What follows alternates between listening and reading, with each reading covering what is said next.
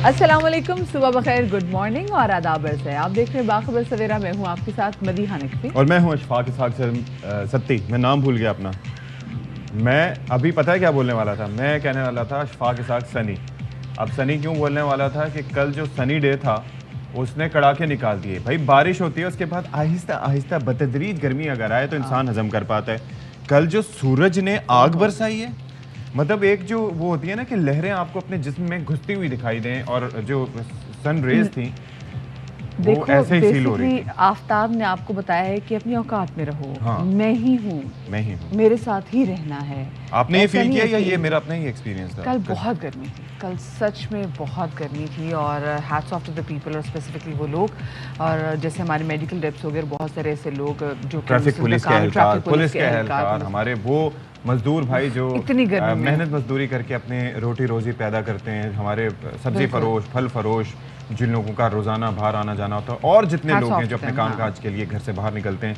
बहुत मुश्किल दिन था। वैसे तो हम आपको अवेयरनेस देते रहते हैं कि जी फलां दिन हीट इंडेक्स होगा, हीट वेव होगा, ये होगा, ये एहतियात आपने करनी है।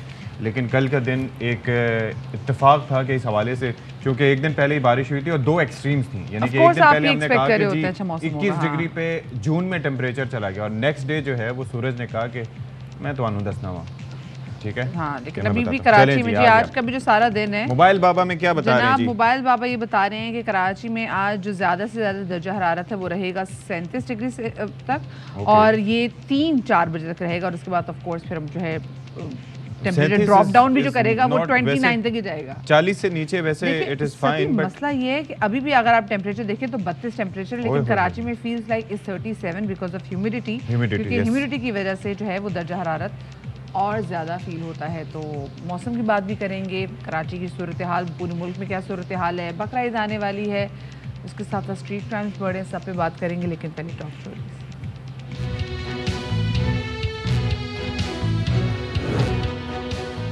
महंगाई में गुजर बसर क्या, आवाम के लिए तो सफ़र भी मुश्किल हो गया। गाड़ी वाले बाइक और बसों पर आ गए। कई शहरों में पब्लिक ट्रांसपोर्ट के इस्तेमाल में इजाफा हो गया। महंगाई ने गरीब के बजट से दाल को भी निकाल दिया। यूटिलिटी स्टोर्स पर दालें भी महंगी। दाल मसूर 55 रुपए किलो और दाल चना 28 रुपए फी किलो महंगी।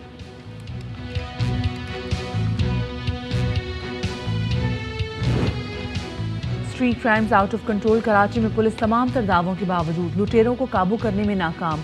शहरियों को माल क्या जान भी महफूज नहीं।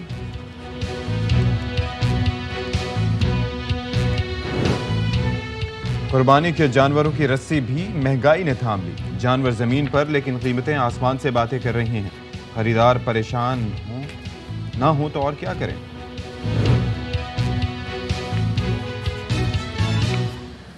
जी जनाब, तो शो के आगाज में सबसे पहले हम बात करेंगे एक सबसे बड़े मसले की, जिसकी हम रोज बात कर रहे होते हैं, महंगाई। और ये एक ऐसा मसला है जो कि हमारी जान ही नहीं छोड़ा। हम भी दुआ करते हैं कि अल्लाह करे महंगाई कम हो, ताकि हम अपने शो में महंगाई के अलावा अच्छी बातें भी ताकि हमारा शो भी बेगम हो। एग्जैक्टली, मतलब गमज़दा शो हो जाता है जब महंगाई के वाले से बात करती है, क्योंकि हर चीज़ अवाम की दस्तरस से होती जा रही है बाहर। ठीक है जी, आप फ्रूट्स रोज़ घर में नहीं लेकर आ सकते, रोज़ क्या महीने में अब 1-2 बार भी आ जाते, लग्जरी तस्वुर किए जाते हैं। गोश्त रोज़ नहीं पकाया जाता। अभी जो दालें थी ये भी जो हैं दिन ब दिन महंगी होती चली जा रही हैं। और आपको लगता है कि जो आपको सस्ती तरीन अगर चीज़ें खरीदनी हैं, आपने चाहे आटा खरीदना हो, आपने चावल खरीदने हो, चीनी, कुछ भी घर की ग्रोसरी करनी हो, तो सस्ती तरीन चीज़ों की मिलेगी आपको। कहाँ से मिलती है मुझे पहले बताएं? सस्ती यूटिलिटी स्टोर्स पे, क्योंकि सब्सिडी शायद ऐसा लगता है लोगों को कि वहाँ से सब्सिडी दी जाती है, क्योंकि अब तो बहुत से स्टोर्स आ गए हैं ना, तो यूटिलिटी स्टोर्स पे ही लगता था कि वहाँ पर सबसे, हाँ, क्योंकि सब्सिडी होती थी। अब तो वहाँ पे भी सस्ती चीज़ें महंगी हैं। मसला ये है कि आपने एक कुछ चीज़ें मुहावरतन यूज़ की जाती हैं। जैसे कहा जाता है ना कि यार फलाने की इज्जत तो 2 टके की नहीं। ठीक है, अब कोई आपको ऐसा कहे तो भाई आपने खुश होना है, क्योंकि टका इज ऊपर रुपयाज नीचे। ठीक है, नंबर 1। दूसरी चीज़ ये है कि कहा जाता है यार 2 वक्त की दाल रोटी हो रही है, बस अल्लाह का शुक्र है। अल्लाह का शुक्र तो हर हाल में अदा करना चाहिए, लेकिन अब तो दाल से भी चले गए, अब सिर्फ रह गई रोटी, और वो अगर जाके नान भाई के पास से पता करें तो 15 से 20 रुपए में दस्तयाब है। तो ये है जनाब। और नान कितना 35 का हो गया यार आम जगहों पे, मिसाल के तौर पे, ये मैं कम से कम रेट बता रहा हूँ कि कम से कम रेट जो है वो 15 से 20 के दरमियान हो चुका है। वैसे तो अगर अच्छी जगह पे जाके वो बड़े नान, जिनको प्रॉपर नान कहा जाता है, तो वो 30, 35, 40 से लेके 50 से 70 रुपए तक दस्तयाब होते हैं। सही कह रहे हैं। तो वो sky is the limit for the nuns, ये एक चक्कर है। तो बाकी क्या करें भाई, मतलब एक दाल ही रह गई थी कि यार उसमें होता ये था, दाल क्यों लोगों को पसंद है। दाल वैसे इतनी सस्ती नहीं होती थी, लेकिन उसकी वजूहात ये होती थी कि भाई दाल आपने ली, उसके अंदर अपनी फैमिली के हिसाब से लोग उसमें पानी ऐड करते थे और उसके पानी को 1 जग डाला, 2 जग डाले, फिर जितना भी डाले वो नमक और मसाले के इस्तेमाल से पतली दाल बना के फिर भी खाने में टेस्ट आ जाता था। सस्ते तरीन चावल यूज़ करके लोग अपने घर का गुजारा चला लेते थे कि चलो एक वक्त गुजर गया फिर आगे का सोचेंगे। अच्छा, चटनी इस पीस वक्त के थोड़ी जो सी खा ली। दाल अब तो ये है कि मसले मसाइल जो हैं वो और यूटिलिटी स्टोर्स का सुन के तो बड़ा ही दुख हुआ है। वैसे भी हम कराची में बात कर रहे थे कि ये थोड़ा सा मजीद बढ़ने चाहिए, बेहतर होने चाहिए। भाई जी अच्छा, और आपको बताएं कि गुज़श्ता रोज़ तो हुकूमत ने मसाला जात और उस मसाला जात के अलावा टूथपेस्ट जो है, डिश वॉश और माचिस और ऐसी दीगर अशिया की कीमतों में इजाफे का भी नोटिफिकेशन था वो जारी किया था। तो अब लोग परेशान है कि भाई किस किस चीज़ की मजीद लेकिन वो वज़ीर आज़म साहब तो कह रहे थे कि टैक्स लगाएंगे, एक दफ़ा लगाएंगे साहिब हैसियत अफराद पे, तो यूटिलिटी स्टोर्स पर तो नहीं होते साहिब हैसियत अफराद। मतलब आप सोचें कि इस हैसियत में खड़े होके अलमिया ही है भाई। खैर ये बड़ा मसला यहाँ पे होता चला जा रहा है। पेट्रोल भी आपके सामने महंगा, और ये नहीं, अब खैर आलमी मंडी में हम देख रहे हैं कि पेट्रोल की कीमत थोड़ी सी नीचे आई है। आई होप कि पाकिस्तान में भी हमें कुछ ऐसा देखने को मिले। हमने वैसे बताया नहीं, लेकिन डॉलर भी नीचे आया है। डॉलर भी एग्जैक्टली कल 2 रुपए, कल 2 रुपए 93 3 से 4 रुपए 3 से, अच्छा क्योंकि कल जब हमारी एग्जैक्टली शो के बाद 2 रुपए 93 हाँ, फिर उसके बाद और भी गिरा था ना, उसके बाद और विच इज गुड। लेकिन बात यह है कि क्योंकि पेट्रोलियम मसनूआत की कीमतें यहाँ पे इतनी ज़्यादा हैं कि लोग कहते हैं कि भाई कैसे हम अपनी गाड़ी में, अगर आपको पेट्रोल डलवाना है तो अब बड़ी गाड़ी हो तो भी 10,000 करी जाता है। मैं लैंड क्रूजर वगैरह की बात नहीं कर रही हूं, नॉर्मल बड़ी गाड़ी की बात कर रही हूं। कल डलवाया ना यार, 10,000 तो आपको 11,000 10,000 तो उससे जाएगा। तो अब लोगों ने क्या किया है कि वो कह रहे हैं भी हम तो गाड़ियाँ अफोर्ड नहीं कर सकते क्योंकि गाड़ियों के टैंक में तो पेट्रोल डलता है ज़्यादा, तो लेट्स स्विच टू बाइक्स। अब उन्होंने कहा बाइक्स, बाइक वालों ने कहा ओह मांग में इजाफा हो गया तो चलो जी कर दो बाइक महंगी, तो होगी बाइक महंगी। मतलब जाएँ तो कहाँ जाएँ, समझ में नहीं आ रहा कि भाई एग्जैक्टली सिचुएशन जो है वो किस जानिब जो है वो मैं यही सोच रहा हूँ कि भाई इस तरीके से हम कहाँ जा रहे हैं। मतलब जस्ट इमेजिन कि हम जा रहे हैं जी लाहौर, क्योंकि लाहौर में पता क्या है, एक तो ना सिर्फ ये कि लोग बाइक्स खरीद रहे हैं, बल्कि हो ये रहा है कि लोगों ने जो पब्लिक ट्रांसपोर्ट जो बनाई गई थी जिसपे बहुत तनकीद भी की जाती थी हुक्मरानों की जानिब से, और तभी कहा जाता था कि ये वो चीज़ें जो कि अवाम की खिदमत के लिए बनाई जा रही है और आप ट्रांसपोर्टेशन सिस्टम जितना अच्छा होगा मुल्क उतनी अच्छी तरक्की करेगा। लेकिन हमें क्या पता था कि ट्रांसपोर्टेशन सिस्टम की कदर तब आएगी जब पेट्रोल महंगा हो जाएगा और लोग अपनी गाड़ी नहीं निकाल सकेंगे। इस्लामाबाद में मेरे दोस्त थे, तो जब ये मेट्रो सेटअप शुरू हुआ था तो वो वाकईतन ये करते थे कि अपनी गाड़ियाँ वहाँ पर स्टेशन के बाहर पार्क करके कम्यूट के लिए, और दिस शुड बी कॉमन, मतलब होना चाहिए। इसको कोई स्टेटस सिंबल नहीं समझना चाहिए। भाई हम मुल्क से बाहर जाके नहीं सफर करते, बिल्कुल हम कह रहे होते हैं। तरह तरह के आप अपने इन्वेंटरीज देखें, अगर आप अपने वॉलेट्स देखें तो अपने तमगों की तरह अपने पास वो कार्ड सजा के रखे होते हैं। बिल्कुल रखे होते हैं कि नहीं रखे बिल्कुल होते? ऐसे ही मेरे है। पास भी हैं, मेरे पास भी तो पड़े हुए हैं ऐसे। वहाँ पर फख्र महसूस हम भी करते ऑयस्टर हैं वगैरह और सारे कैरी कर रहे होते हैं, यहाँ पर हम लोग करते नहीं हैं। तो ये अच्छा निज़ाम होना चाहिए। अच्छा, लेकिन क्योंकि हमें हम बिल्कुल चीज़ की आदत नहीं है, हमने तब जाके इनका ज़्यादा रुख किया, जो हमारी मिडिल क्लास भी है, जब उनको लगा पेट्रोल बहुत महंगा हो गया है। तो अल्मास खान हमारे नुमाइंदे लाहौर में, उन्होंने मेट्रो स्टेशन पे गए, उन्होंने वहाँ पे मेट्रो में सफ़र भी किया और वहाँ पे जो मुसाफिर थे उन्होंने उनसे कुछ बातचीत भी की। बड़े परेशान थे मुसाफिर, क्या कहना था उनका ये अल्मास खान आपको बताएंगे। जी अल्मास। जी हाँ, ये है कमाल शहबाज शरीफ की हुकूमत का कि पेट्रोल इतना महंगा कर दिया और लोगों को मजबूर कर दिया कि वो बसों में सफ़र करने के लिए लाइनों में लग जाएं। ये एक लंबी कतार है, लोगों ने यहाँ पे कतारों में लग के अपने टिकट ले रहे हैं। तो पेट्रोल महंगा होने की वजह से जो है ना मजबूरन अब मेट्रो बसेज और दूसरी जो है ना वो ट्रांसपोर्ट को यूज़ करना पड़ता है। नौजवान आप क्या करते हो, बसों पे सफ़र करते हो पहले भी? नहीं जी, पहले हम बाइक इस्तेमाल करते थे, लेकिन अब पेट्रोल महंगा होने की वजह से अभी हम देखो लाइनों में लगे खड़े हैं। पेट्रोल तो हमारी पहुंच से बाहर हो गया, इसलिए बाइक हमने घर में खड़ी कर दी है। अब मेट्रो के अलावा हमारे पास कोई हल नहीं है। ये ख्वार इसलिए हो रहे हैं कि चंद पैसे बच जाएं। आए हम आपको बस की तरफ लेके जाते हैं कि जहाँ पे एक और लाइन लगी हो, हम आपको बस की तरफ लेके जाते हैं। आइए जी, ये लोग पहले टिकट के हसूल के लिए एक लंबी कतारों में थे, अब बस में सवार होने के लिए लंबी कतार में यहाँ पे खड़े हैं। बस आ गई है और अब ये लोग बस में सवार होंगे। यहाँ पे ख़वातीनो हज़रात इस मेट्रो बस में सफ़र कर रहे हैं सिर्फ इसलिए कि पेट्रोल बहुत महंगा हो गया हुआ है। जब पेट्रोल इतना महंगा होगा तो यकीनन बाकी चीज़ें भी महंगी होंगी। यहाँ पे कुछ ख़वातीन सफ़र कर रही हैं, इनसे हम बात करना चाहते हैं। पहले भी बस पे सफ़र करती हैं? नहीं है, जब से पेट्रोल महंगा हुआ तब से कर रहे हैं। खासा महंगा लगता है आपको अपनी गाड़ी पे सफ़र करना? नहीं, अपनी गाड़ी हम अब बाहर पार्क करते हैं और मेट्रो पे आते हैं क्योंकि पेट्रोल बहुत ज़्यादा महंगा है, टू मच महंगा है। एक अंदाजे के मुताबिक जब से पेट्रोल की कीमतों में इजाफा हुआ है, मेट्रो, स्पीडो और ऑरेंज ट्रेन की सवारियों में 60 से 70 हज़ार सवारी फ़ी दिन में इजाफा हो चुका है। जब 60 से 70 हज़ार लोग इजाफी बैठेंगे इन बसों में, मेट्रो में, स्पीडो में और ऑरेंज ट्रेन में, तो इसी तरह ही परेशानियां होंगी। लोग पहले टिकटों के हसूल के लिए लंबी लाइनों में लगते हैं, फिर बस में सवार होने के लिए लंबी लाइन में लगते हैं और उसके बाद इतने रश में खड़े होकर सफ़र कर रहे हैं। जी यार ये बड़ा अलमिया है। मतलब आप ये देखें कि ये बसों की तादाद ही बढ़ा दें ताकि लोग थोड़ा सा आराम से, लेकिन आबादी जिस शरह से बढ़ रही है उससे बसों की तादाद तो नहीं बढ़ सकती। सती, ये जो ट्रांसपोर्टेशन का सिस्टम है ये वैसे भी अच्छा होना चाहिए ताकि हमारी जो एक तो हम देखते हैं कि हमारी जो माहौल में हम इतने जो माशाल्लाह से कार्बन एमिशंस और ये वो एग्जैक्टली उसको कम करने के लिए, ट्रैफिक का इसको जो इशू है उसको सड़कों कम पे गाड़ियां जो हैं उनका नंबर कम गाड़ियों को होगा। कम करने के लिए अगर अच्छे तरीके से जगह जगह पे स्टॉप बनाए हुए हों तो क्या ही बुरा है, और लोग इसमें सफ़र करेंगे और लोग भी जितनी इज्जतदार तादाद तरीके से बढ़ेंगे। करें भाई, उसको तोड़ फोड़ और ये जो चीज़ें आप होती हैं। भाई आप देख लें जिस तरीके से आप अगर आप दुबई वगैरह चले जाएं तो वहाँ पे जिस तरह की उनकी मेट्रोज हैं एग्जैक्टली सेम उसी तर्ज की मेट्रोज आपको इंडिया में भी नजर आएंगी और बहुत खूबसूरत। तो वैसे ही अगर पाकिस्तान में भी बनाई जाए और पाकिस्तान में अच्छा, सीरियसली लेकिन काम भी उनका किया जो जाए। रेल सिस्टम है ना, वो जो दूसरा वाला है वो बहुत बुरा है। आप ये देखें कि लोग ऐसे चिमटे होते हैं, क्या मतलब उनकी ये आबादी लोकल भी तो- लोकल ट्रेन लोकल देखें ट्रेन बहुत बुरा मतलब हाल है। नीचे लटक रहे होते अल्लाह हैं, लेकिन भाई देखें सिस्टम तो एटलीस्ट है। अच्छा, मैं हमारा एक और पास कोई चीज़ सिस्टम है हमारे पास शिकायत सिस्टम कर बिल्कुल सके। ऐसा ही हमारे पास सिस्टम नहीं है, लेकिन एक चीज़ ये है कि ये जो रश वगैरह की बात है ना,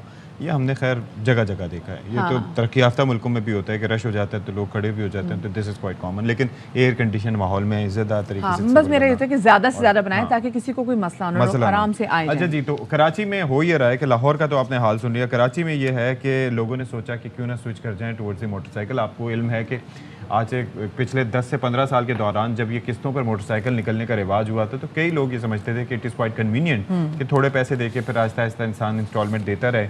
तो लड़के जो नई नई जॉब शुरू करते थे या स्टूडेंट भी होते थे तो वो बाइक्स ले लेते थे।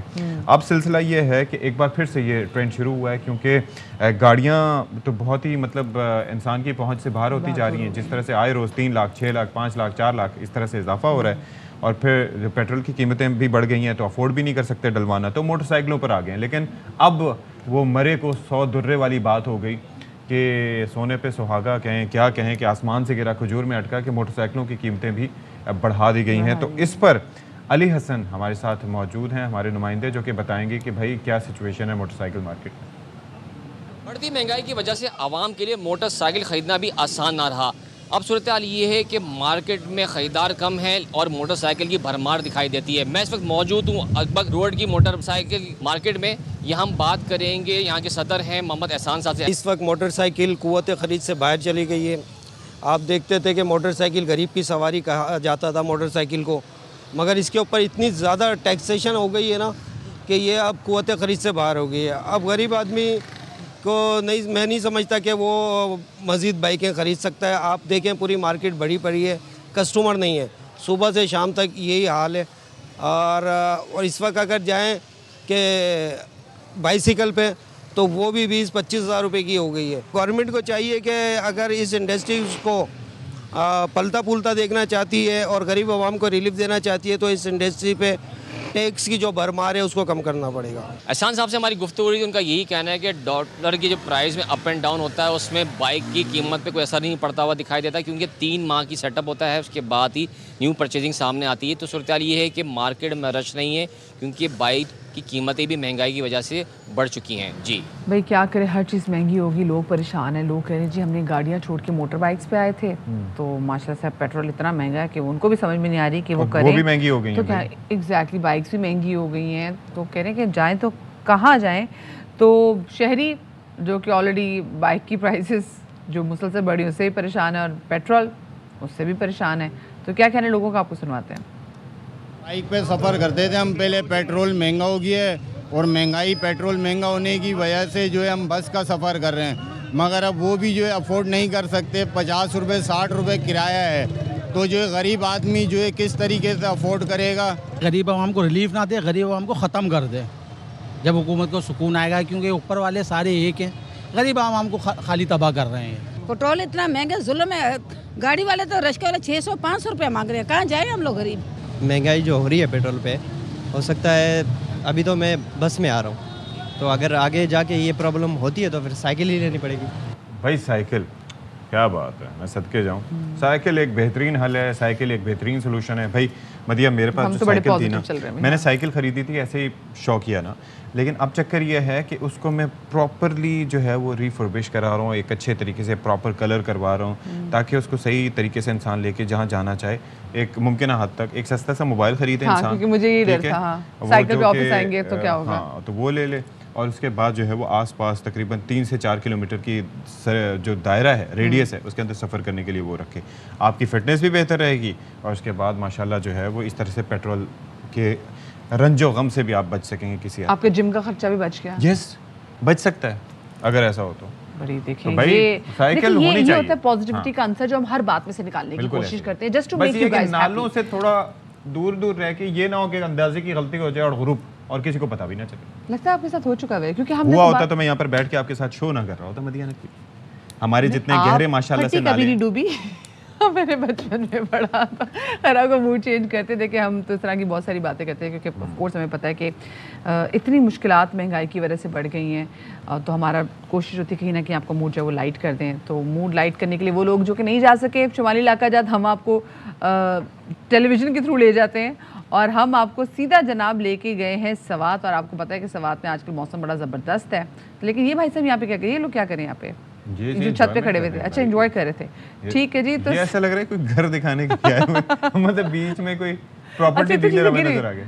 हाँ, तो जनाब हम देख रहे हैं। अच्छा, मछली पकड़ जैसे घर नहीं दिखाते, ये देखिए यहाँ पर ये कमरा है, यहाँ पर ये वॉशरूम है, ये देखिए बहुत खूबसूरत नज़ारा है यहाँ से, आहा हा।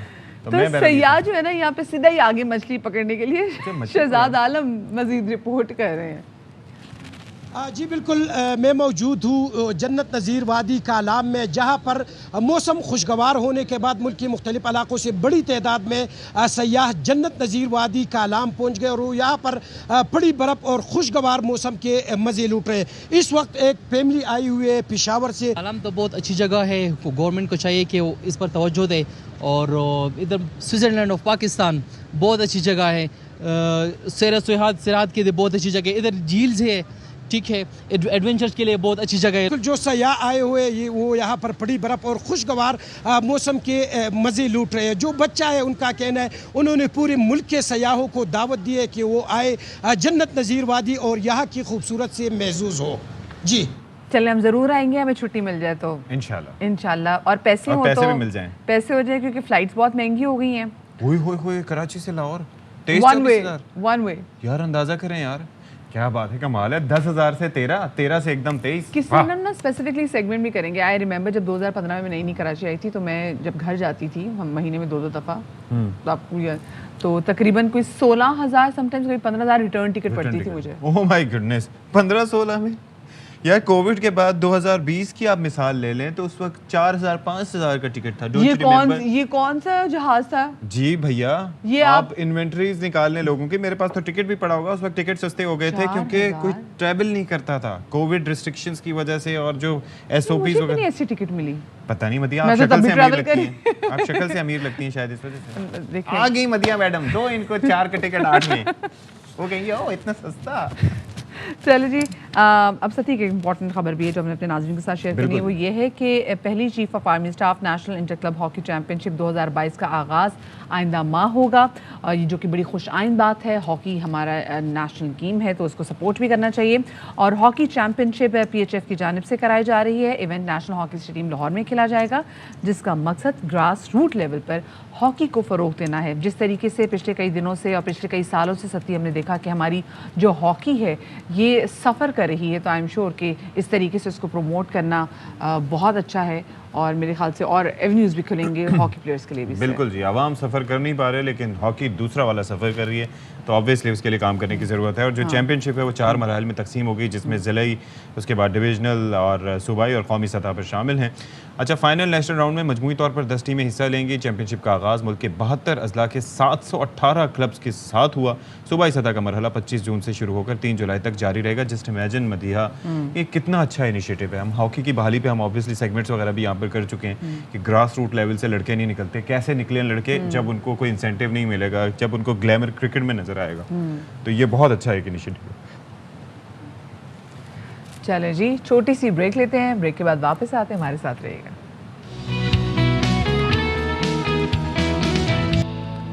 जी, तो welcome back after the break. और अब जरा ब्रेक के बाद बात कर लेते हैं कि जो हम देख रहे हैं कि स्ट्रीट क्राइम्स दिन ब दिन बढ़ते चले जा रहे हैं। और कराची सीजन होता है यार इसका भी, सीजन होता है, लेकिन कराची में तो आपको पता है 12 के 12 महीने स्ट्रीट क्राइम्स का सीजन रहता है। मतलब कराची के, अगर हम लाहौर की बात करें तो लाहौर की भी कुछ ऐसी ही सिचुएशन है, तो हम कराची वालों को क्यों ज़्यादा कहें जी आपके पास ज़्यादा होता है, लाहौर में भी सिचुएशन है। लेकिन मसला ये सती कि आजकल आपको पता है बकरा ईद का सीज़न है, लोग जब घरों से बाहर निकलते हैं तो लोगों की जेब में एटलीस्ट 40-50 हज़ार होते हैं, क्योंकि आप बकरा खरीदने जा रहे होते हैं। नहीं भाई, स्पेसिफिक टाइम ज़्यादा। अगर बकरा, मैं कम से कम बता रही हूँ ना, मैं तो अभी बाइक वाले बेचारे का बता रही हूँ ना, रोना कि वो तो इतना पैसे लेके जा रहा होता है, गाड़ी वाले तो लाखों में लेके जा रहे होते हैं, और लाख ये सब लुट रहे हैं। चाहे आपकी जेब में 10,000 हो, चाहे 10 लाख हो, और लुटे ही जा रहे हैं। और स्पेशली जिनका आप ये देखें ना कि सोचते होंगे, ताकते होंगे ना, थोड़ा सा ताड़ते होंगे कि किस जगह पे जा रहे हैं। जी बिल्कुल, कि अगर ये मंडी की तरफ और रुख कर रहे हैं तो लाजमी तौर पर कुछ पैसे तो होंगे, जाहिर है कि अकाउंट ट्रांसफर। रात में कभी देखा करें ना, हर गली कूचा जो है मंडी का रुख है ना, शक्ल उसने इख्तियार की होती है। अच्छा, कराची पुलिस के जो चीफ हैं जावेद आला मोटू, उन्होंने भी कहा कि सबसे बड़ा जो हमें मसला दरपेश है ना वो है स्ट्रीट क्राइम्स का। अच्छा, वो कह रहे हैं मसला है, तो फिर हल कौन करेगा? अब ये वो करने की कोशिश करें, लेकिन समझ में नहीं आ रहा। मेरे ख्याल से नफरी कम है। वल्लाह आलम क्या मसाइल हैं, किस तरह से हल होंगे। तो हमारे साथ स्टूडियोज़ में मौजूद हैं कामिल आरिफ साहब, जो कि अपना भी एक शो करते हैं इसी से मुतालिक, जराइम वगैरह से मुतालिक। कामिल भाई, बहुत शुक्रिया आपने वक्त निकाला। भैया, ये जो मसले मसाइल हैं ये बढ़ते चले जाते हैं, ख़ास तौर पर भले माह रमज़ान में ईद से पहले के या दूसरे अशरे के दरमियान से ये सिलसिला शुरू हो जाता है। ये बकरा ईद पर यही होता है, क्योंकि लोगों को पता होता है कि भाई लेके जा रहे हैं।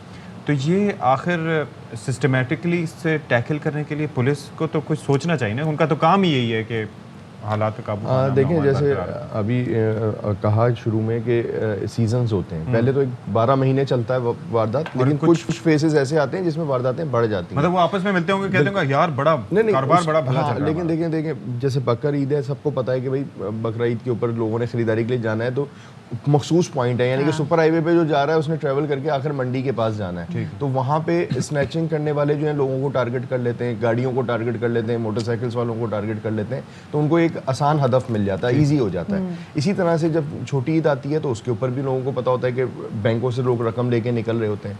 अब यहाँ पे तो ये वाली बात है कि जो बैंक से रकम लेके अपने घर तक पहुँच जाए सेफली, तो समझे कामयाबी का उसने सफ़र तय किया है। और इसी तरह से जो जानवर लेके अपने घर तक पहुँच जाए तो वो भी समझे कामयाबी का सफ़र है।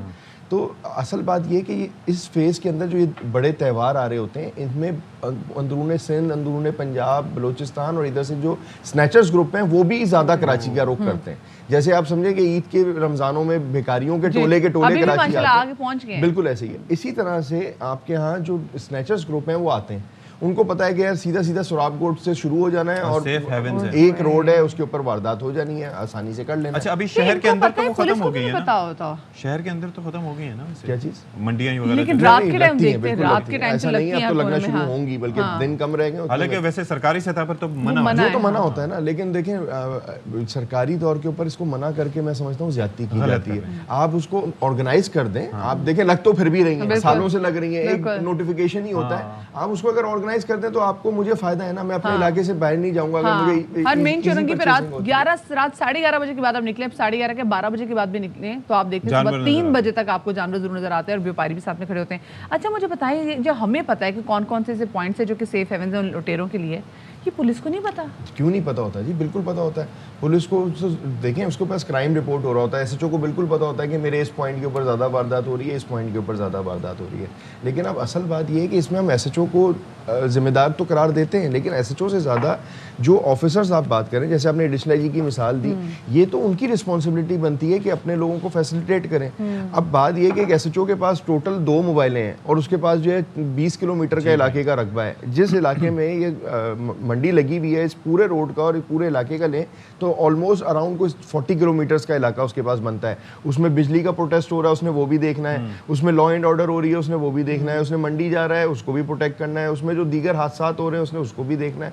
उसके पास नफरी नहीं है, वसाइल नहीं है, 2 मोबाइलें हैं, उसमें से एक ख़राब होगी, 2 मोटरसाइकिल्स होंगी, तो उनके पास जब तक वसाइल नहीं होंगे, इधर एक्स्ट्रा फोर्स जब तक नहीं लगेगी, जब तक। अच्छा, यानी कि 2 तरह के मसाइल का सामना होता है। एक तो हमें पता होता है कि विल नहीं है, इनकॉम्पिटेंस है। दूसरी जानिब मतलब अगर कोई चीज़ है भी तो वो या तो ज़ाती इस्तेमाल में होगी या फिर he doesn't give a dam, ये एसएचओ की बात करें। और दूसरी जानिब ये मसला भी है कि नफरी की भी कमी है, फ्यूल भी इतना नहीं मिलता।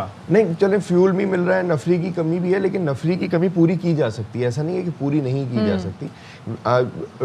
बिला वजह क्या यूज़ है, दूसरी यूनिट्स के ऊपर लगाए हुए। अब जैसे मैं आपको एक छोटी सी मिसाल दूँ कि कराची में जैसे जावेद आलम मोटो साहब के आपने जिस इंटरव्यू का तस्करा किया उसमें उन्होंने कहा जी मोटरसाइकिल की छीना झपटी कराची का मसला है, इसमें कोई 2 राय नहीं है। 33,000 सालाना केसेस हैं मोटरसाइकिल और गाड़ियों की स्नैचिंग के, सालाना जो रजिस्टर्ड होती हैं एफआईआर, ठीक है जी। 33,000 का मतलब ये है कि आपका कितनी ज़्यादा तादाद के अंदर मोटरसाइकिल्स इसमें एफआईआर वो भी होंगी जो 1000-2000 रजिस्टर्ड साल में नहीं हो रही होंगी। यानी कि अगर हम एवरेज पकड़ें तो साल में 35,000 एफआईआर रजिस्टर्ड हो रही हैं मोटरसाइकिल्स की और गाड़ियों की। अगर आपका जो उनका स्पेशलाइज्ड यूनिट है, अगर आप उसकी बात करें और उसके पुलिस के जो आईओज हैं आप उससे पूछें तो यकीन माने वो अपना सर दीवार में मारने जैसा हुआ है। उसके पास इतनी फुर्सत नहीं है कि वो अपना केस फाइल बना सके। यानी कि एक आईओ के पास अगर 1000 केस है तो आप मुझे ये बताएं ना, वो मोटरसाइकिल कब रिकवर करेगा, मुलजिम कब गिरफ्तार करेगा, वो तो पूरा दिन से फाइलें तैयार करने में लगा रहता है। यहाँ पे तो लोग बढ़ाने की जरूरत है कि ज़ाहिर है कि उनके पास पुलिस को जो मैन पावर नहीं है ना, सिंपली है। अच्छा, एक और चीज़ भी है, देखें पहले हम ये सुनते थे कि भाई कराची के चंद रास्ते हैं, वहाँ से जो है ना बाइक जो हैं वो बाहर चली जाती हैं। अच्छा, फिर कुछ अरसे पहले आपने नॉर्थ नाज़िमाबाद के इलाके में भी देखा था कि एक प्लॉट से पता नहीं कितने ढांचे मिले, ठीक है। तो अब तो खुलेआम ये नशे भी माशाल्लाह ये खुलेआम ये काम कर रहे होते हैं कि बाइकें खोल रहे होते हैं। अभी जो आप गाड़ियों के साइड मिरर तोड़ जाते हैं। आप बात करें ना, इसमें मुख्तलिफ ग्रुप्स हैं।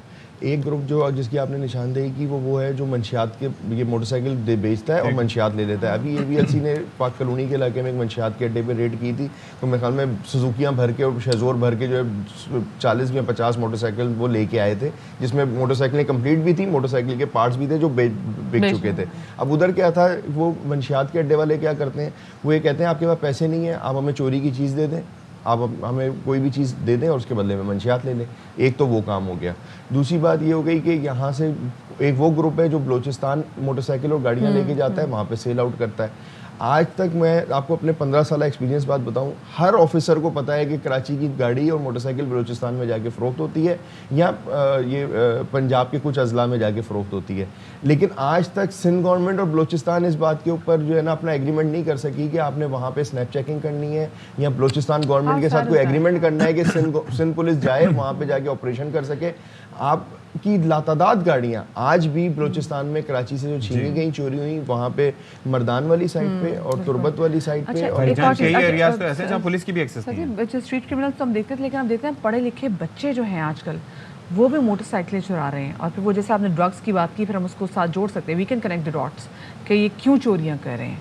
तो इस पे नहीं कुछ काम हो रहा है? देखिए बिल्कुल ये सबसे ज़्यादा अलार्मिंग है कि हमारा अब जो पढ़ा लिखा लड़का है वो क्राइम की एक्टिविटी कर रहा है। अब उसकी एक्टिविटी की 2 वजूहत हैं। एक तो एक जॉब नहीं है, वो उसको जॉब चाहिए। दूसरी बात ये है कि वो जॉब के अलावा उसको नशे की आदत है। अब नशे के पैसे उसको घर से मिल नहीं रहे, वो क्राइम कर रहा है। या तो घर में पहले चोरी कर रहा था, फिर बाहर चोरी कर रहा है। तो अब ये बड़ी अलार्मिंग सूरत हाल हो गई है। और सबसे बड़ी बात ये कि अगर एक स्ट्रीट क्राइम की वारदात में या चोरी की वारदातों में ये नौजवान आने लग गए तो हमें सबसे पहले एक और चीज़ भी है कि कई वारदातों में आपकी भी नज़र से गुजरा होगा कि बलूचिस्तान वगैरह साइड पे कुछ इलाकों में चले जाएं तो वहाँ पर तो पुलिस के भी जाते हुए पर जलते हैं। बिल्कुल ऐसे ही है, जलते नहीं है वहाँ, पुलिस जाती ही नहीं है। और कितने इलाके तो ऐसे हैं जहाँ पर पुलिस की ट्राइटरी नहीं है। नहीं। अच्छा, बलूचिस्तान तो सबसे बड़ी बात है डिवाइडेड है, वो लिवीज और पुलिस के अंदर। लेकिन यहाँ भी सूरत हाल जो है वो कई जगह बहुत अजीब है। बहुत शुक्रिया जी, कामिल आरिफ हमारे साथ मौजूद थे और हम कह रहे थे कराची में जो दिन ब दिन स्ट्रीट क्राइम्स बढ़ते चले जा रहे हैं, स्पेसिफिकली सबसे ज़्यादा जो चीज़ें छीनी जाती हैं वो या तो आपका मोबाइल है या फिर आपकी वो बाइक्स हैं,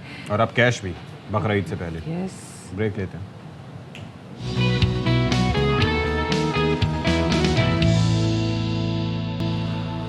ऑलराइट जी, चलो चलो सब मंडी चलो हैं।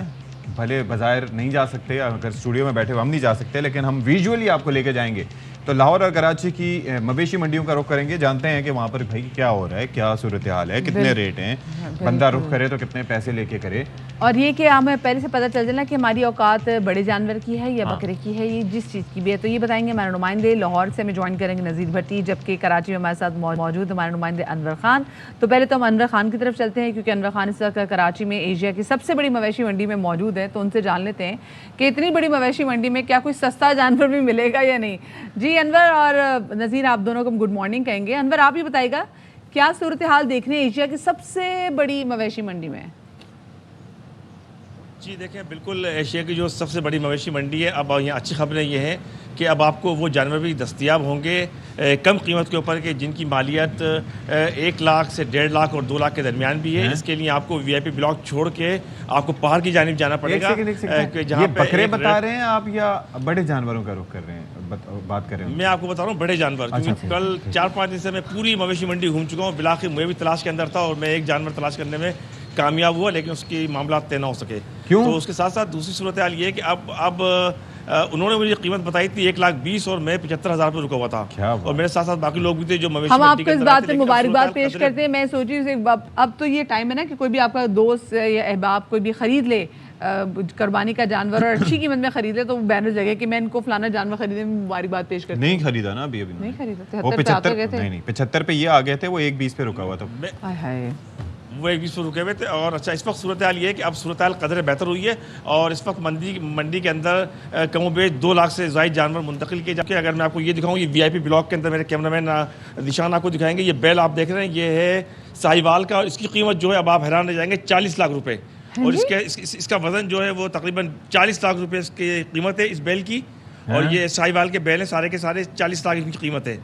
तो 40 इस तमाम के तमाम 40, ये दूसरा बैल भी इस वक्त आप देख रहे हैं, इसकी कीमत भी 40 लाख रुपए है। तो ये नहीं तो 40 लाख के लेके अनवर, लोग अपने घरों का सामान तो ज़ाहिर है बेचने से कुछ नहीं होगा, ये गाड़ियां वाड़ियां साथ लेके जा रहे हैं, तो वो इनके हवाले करके आ रहे हैं या किस तरीके से खरीद रहे हैं?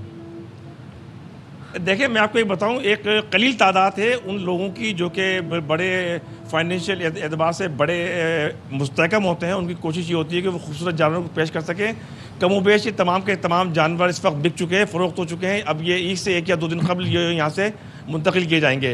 इसके साथ साथ जो अगर हम पिछले ब्लॉक की जानिब जाएंगे, पहाड़ पे पीछे की जानिब चलते हैं, तो सिलसिला शुरू होता है जहाँ पे कम कीमत की बच्चियाँ, गायें, बैल और बकरे भी वहाँ भी दस्तियाब है, जिनकी कीमतें 3 लाख, 2 लाख और 1.5 लाख के दरमियान भी हैं।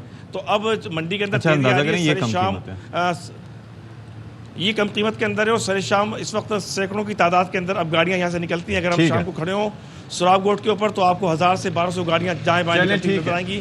तो अब लाहौर का जरा रुख कर लेते हैं। नज़ीर भट्टी साहब काफ़ी देर से वहाँ पर मौजूद हैं और वहाँ पर भी जानवर उतावले हो रहे होंगे कि किसी तरीके से ARY की स्क्रीन पे उनका नजारा कर लिया जाए। बिल्कुल जी। तो भट्टी साहब दसो की सूरत हाल है? सूरत हाल बड़ी ख़राब है, अल्लाह गंभीर है, और महंगाई है। और महंगाई जो है वो जैसे कि बाकी जो सेक्टर्स हैं उसमें जो है वो है, इसी तरह से मवेशी मंडी में भी जो महंगाई जो है वो देखी जा रही है। वो जानवर जो पहले फ़र्ज़ करो 1 लाख का मिलता था, तो अब उसकी कीमत जो है ना वो 2 लाख हो चुकी हुई है। और जो व्यापारी है वो ये कहता है कि जी मैंने इस पर ख़र्चा बहुत ज़्यादा किया है, मेहनत बहुत ज़्यादा की है।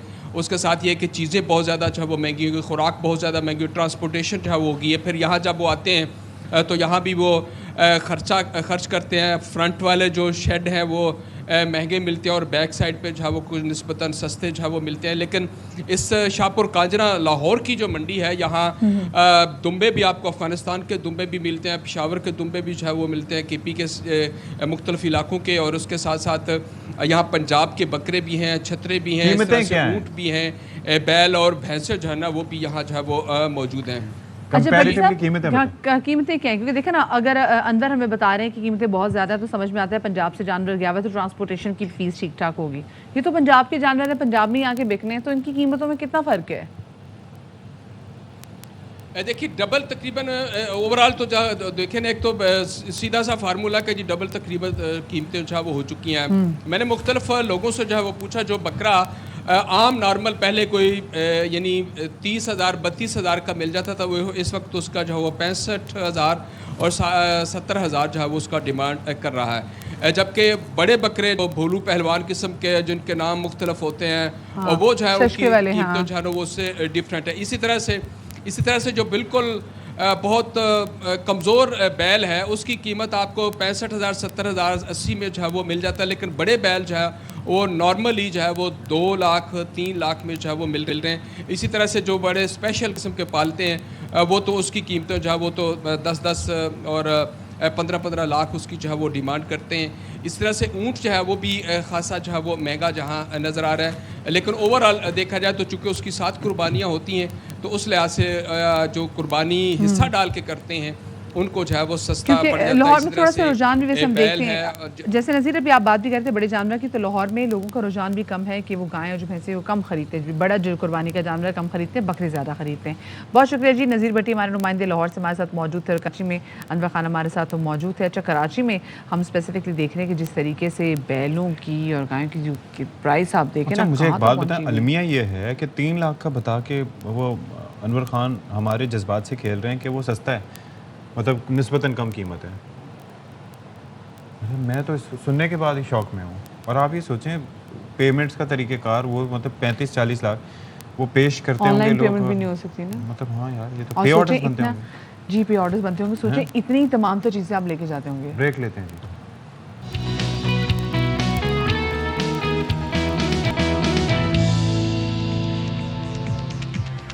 अस्सलाम वालेकुम जी, वक्त हो गया है 10:04। आपके साथ एक बार फिर से हम मौजूद हैं। मैं हूं आपके साथ अशफाक के साथ सती, मेरे साथ मौजूद हैं आपकी जानी मानी और पहचानी बाखबर सवेरा नहीं, सैयदा मदीहा ज़हरा नकवी। आपके नाम, आपके नीचे वो बाखबर सवेरा चला रहे हैं। ओह हाँ, तभी अक्सर लोग मुझे कहते हैं सवेरा कैसी हो। ओह यस, हाँ चले भाई, ये अब पता चला किस वजह से, ठीक है। तो ये चक्कर है। तो वैसे कैसे हैं आप लोग? ठीक ठाक हैं, खैरियत से हैं? 1 घंटा आप हमारे साथ मौजूद रहे। अच्छा, वैसे इंसान जो है वो 9 बजे उतना चार्ज अप नहीं होता जितना 10 बजे होता है। आप तो हर वक्त ही चार्ज अप रहती हैं लेकिन ये है कि थोड़ा सा इस वक्त तक मोटिवेशन लेवल बड़ा हाई हो जाता है। हाँ वाकई है ना। हाँ ये बात तो वो है। कॉफ़ी शायद कैफीन किक इन करती है क्या कोई? एग्जैक्टली हाँ, कॉफ़ी भी मना नहीं हुई ना हमें, तो वो डॉक्टर साहब तो कह रहे थे कि परहेज करनी चाहिए, पथरी छतरी भाई। वाला लेकिन मिलबास ने वो डॉक्टर साहब कहते हैं, लेकिन कॉफ़ी के फ़वाइद भी बहुत ज़्यादा हैं। और आपको डॉक्टर जावेद अकरम, उनके साथ हमने एक बार शो किया था, तो वो कहते हैं कि भाई आपने छोटी छोटी शॉर्ट्स में लेके, आप ये नहीं कि आपने बड़ा मग्गा काले कॉफ़ी का पिए। अच्छा, डॉक्टर जावेद साहब से बड़े अरसे से हमने बात नहीं की जी। एग्जैक्टली, उनसे बात भी करेंगे। मतलब कितनी सेहत आमा के हवाले से अच्छी अच्छी बातें करते थे, कोविड के हवाले से, और उनकी जो तरीके से हाँ कमाल मतलब बड़ा अच्छी बातें करते हैं। इंशाल्लाह उनको अपने और शो का डॉक्टर्स का अच्छी बात करना बड़ा ज़रूरी होता है। पता है, क्योंकि कुछ डॉक्टर्स आपको डरा देते हैं। मरीज़ भी इससे शिकायत करते हैं कि जी हमारा डॉक्टर तुम्हें डरा देता है, फिर वो जाने से कतराते हैं। डॉक्टर आपके मिजाज का अच्छा हो, हंसता मुस्कुराता हो, तो आदि तो कहते हैं ना तकलीफ और टेंशन आपकी वहीं खत्म हो जाती है। मेरा पर्सनल एक्सपीरियंस भी रहा है मदिया, कि हम अपने काइंड वर्ड्स से अपनी दुनिया को बहुत आसान कर सकते हैं, लोगों की ज़िंदगियों को आसान कर सकते हैं। आप किसी को कुछ नहीं दे सकते तो एक थोड़ी सी उम्मीद दे सकते हैं, और किसी मसीहाई के लिए, किसी मसीहा के लिए ये बहुत ज़रूरी है। डॉक्टर के पास आप जाएं। मेरा पर्सनल एक्सपीरियंस रहा कि मुझे सांस की थोड़ी बहुत प्रॉब्लम, एक दफ़ा एलर्जी हो गई थी, तो मैं तो समझा कि जी मेरी ज़िंदगी भी ख़तरे में, मेरा करियर भी ख़तरे में, when I started my career. तो बस ये है कि the doctor he passed away, अल्लाह ताला डॉक्टर असलम शाह को जन्नत नसीब करे, मतलब he passed away due to Covid, और वो मसीहा थे और इलाज करते करते लोगों का वो चल बसे। लेकिन आप ये देखिए कि उन्होंने पहली चीज़ ही कही कि नौजवान डोंट यू वरी, अल्लाह बेहतर करेगा। और आधे मामलात आपके डॉक्टर की यकीन दहानी से ही सही हो जाते हैं। बिल्कुल, क्योंकि नफ्सियाती इश्यूज़ भी तो होते हैं ना हमारे। खैर, बहुत सारे इश्यूज़ पे बात करेंगे। पॉलिटिकल इशू पे तो बात अभी तक की ही नहीं, उस पर भी करनी है, लेकिन पहले टॉप स्टोरीज।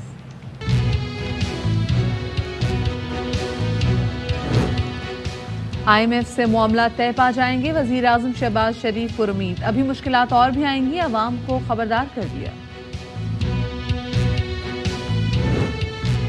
बच्चों की जहनी सेहत भी जिस्मानी सेहत की तरह इंतहाई अहम है। वालिदैन को भरपूर तवज्जो देने की ज़रूरत है। प्यार और हौसला अफजाई बच्चों का हौसला बढ़ाती है।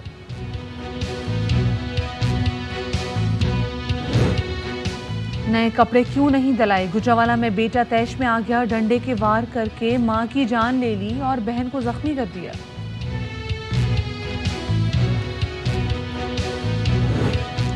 सिंध में खवातीन को बाइख्तियार करने के लिए बड़ा फैसला। पहली बार खवातीन हेड मुहर्रर के ओहदे पर तैनात। सक्खर में खवातीन अफसरान ने जिम्मेदारियां संभाली।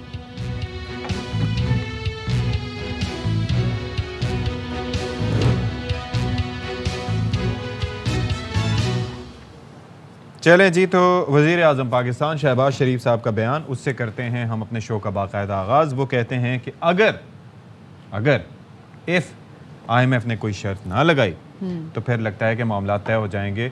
और पिछली हुकूमत ने जो मुआहिदा था IMF का, उसकी धज्जियाँ उड़ा दी थी। और धज्जियाँ उड़ाने से मुराद उनकी वो थी कि आपको याद होगा कि मार्च में जब कहा जा रहा था कि पिछले 3.5 साल बड़ी महंगाई रही और कोई रिलीफ नहीं मिला, ट्रिकल डाउन नहीं मिला, और अब IMF का मुतालबा यही है कि हर महीने इजाफा किया जाता रहे, और वो तवातुर से होता भी रहा कर से महीने में 2 दफ़ा। तो उस वक्त इमरान खान साहब ने एक फ़ैसला किया कि जी आवाम को रिलीफ देना है। उसके पसे पर्दा कई अवामिल थे। एक तो तहरीक एतमाद, अदम एतमाद भी थी, आवाम का गम गुस्सा भी था, और भी बहुत से फैक्टर्स थे। उस जानिब शहबाज शरीफ साहब का हवाला था, और उसकी वजह से फिर जाहिर है कि जब ये लोग पैसे देते हैं तो फिर वो चाहते हैं कि काम उनकी मर्जी का हो, थोड़ा सा इकॉनमी को स्ट्रक्चर किया जाए। जी, कि उन्होंने कहा जी पिछले काफी सारे मुआहदे करके उन मुआहदों पर काम नहीं किया गया, लेकिन अब वो जैसे ही किस्त आती है तो आप लोग मुकर जाते हैं। आप लोग कहते हैं हाँ जी पैसे तो आ गए, अब क्या करना है, पैसे तो आ गए, फिर चीजें। अच्छा, लेकिन अभी उन्होंने कह दिया कि जी अगर मजीद कोई शर्त नहीं होती IMF की जानिब से तो हमारे मामला तय पा जाएंगे। लेकिन इसके बावजूद अभी ये मत समझे कि IMF से मामला तय पा गए हैं तो चीज़ें आसान हो जाएंगी, मुश्किलें मजीद भी आएंगी। और साथ में उन्होंने ये भी कह दिया जनाब कि उनकी हुकूमत जो है ये वक्त पूरा करेगी। क्या कहना था उनका, आपको सुनवाते हैं। 70 साल में भी आज भी कुछ कोड लेके फिरते हैं। चीन कब तक हमारी मदद करेगा? वो कहता होगा यार ये कब तक हमारे पास आके हमसे मांगेंगे। सऊदी अरब हमें कहता होगा कि नहीं ये हमारे भाई हैं, ये कब अपने पाँव पे खड़े होंगे। हमें और पूरी कोलिशन को, मियाँ नवाज शरीफ को, ज़ोमा को बड़ी उनको इस बात की तकलीफ थी कि हम कीमतें बढ़ाने जा रहे हैं, लेकिन सबके जहन में एक बात थी कि पहले रियासत बाद में सियासत। माजी करीब की हुकूमत की बदतरीन लक्ष्यों और करप्शन और लेड बैक उनकी जो अप्रोच थी, टोटल इनएक्सपीरियंस। ये अंडर 19 में नहीं थी, ये तो शायद अंडर 12 थी ये टीम। तो हमें फिर ये कीमतें बढ़ानी पड़ी। मगर IMF तो न तुला हुआ था कि नहीं जी आप वो जो मुआहदा था उसकी सारी उसकी शकें आप उसकी पूरी करें। बड़ा मुश्किल मरहला था, और मैं आपको ये बताना चाहता हूँ कि अभी मुश्किलात आनी हैं। IMF से हमारा मुआहदा जो है वो शराइत जो है ऑलमोस्ट वो तय हो गई हैं। मुआहदे के नतीजे में क्या रातों रात खुशहाली आ जाएगी? बिल्कुल नहीं। किस तरह जापान बना, किस तरह दोबारा जर्मनी बना, मेहनत मेहनत और मेहनत और अमानत और दयानत, और कोई वजह नहीं थी। बिल्कुल कोई छू मंतर, कोई जादू नहीं था, कोई और नहीं थी चीज़। अच्छा जी, इसके ऊपर पीपल्स पार्टी के रहनुमा आगा रफ़ीउल्लाह साहब ने अपना मौक़िफ़ दिया, और कौमी असम्बली में उन्होंने कहा कि भाई ये सिलसिला बंद होना चाहिए, और वाक़तन ये सिलसिला बंद होना चाहिए कि जो हुकूमत आती है एक अरसा गुजार देती है पिछली हुकूमतों को कोसते हुए। भाई आपने हुकूमत ली है, आप चाहते थे कि ये काम करें, आप चाहते थे कि तहरीक इंसाफ की हुकूमत को भेज के आप इक़्तिदार में आए, तो अब थोड़ा सा काम करने पे ध्यान दें बजाय इसके बयान दें। एक सेट पैटर्न लगता है। उससे पहले हमने देखा कि 3.5 साल पहले जो तहरीक इंसाफ की हुकूमत थी उनमें भी यही होता था, और ये अब आके भी ये कर, उनने मुसलसल ये चोर है इनको NRO वो सब कर करके बजाय कि आप काम करें, तो अब ये भी यही कर रहे हैं ना। वो ये भी एग्जैक्टली ये भी यही कर रहे हैं। तो आगा रफ़ीउल्लाह साहब ने बिल्कुल उन्होंने ये भी कहा कि भाई मिफ्ताह इस्माइल या कोई और गलती की तो जिम्मेदार ठहराना होगा उसको। क्या मजीद कहा, जरा सुनिए। कि पिछली हुकूमत ने ये किया, लोगों को आपकी बातें नहीं आपके काम नजर आए। आज मिफ्ताह इस्माइल साहब हों, चाहे वो पिछली हुकूमतों की, एक गवर्नमेंट ने ये पैरामीटर सेट करना पड़ेगा, मुल्जिम है, आपको ये भुगतना पड़ेगा। 22 करोड़ अवाम कब तक भुगतेगी? 25,000 रुपए मिनिमम तनख्वाह की बात सिंध हुकूमत ने की, पाक भी आ गई है, बाकी सूबे भी आ गए, लेकिन कहीं भी 25,000 सर उसको भी छोड़ें, आपके इस हाउस में कैफेटेरिया है, उसके अंदर भी 15,000 रुपए तनख्वाह है। इस आइन साज इदारे के अंदर भी इतनी गैर आइनी हरकत हो रही है।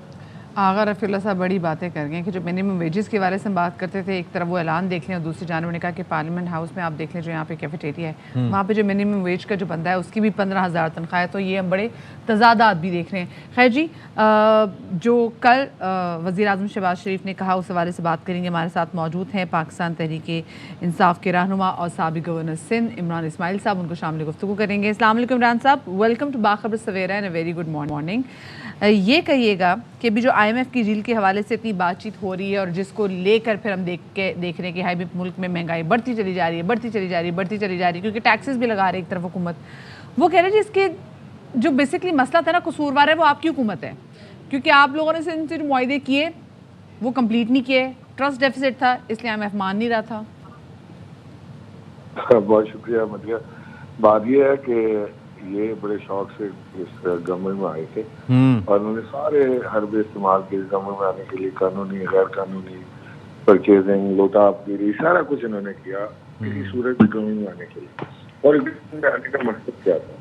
मकसद ये था कि हम अपने केसेस खत्म करवाएं, अपने जो इनकी जालसाजी उन्हें खत्म करवाएं, नैब को कदम की साइज करें और FIA को काबू करें और सारे अपने काम करवा लें, जो इन्होंने करवा लिया।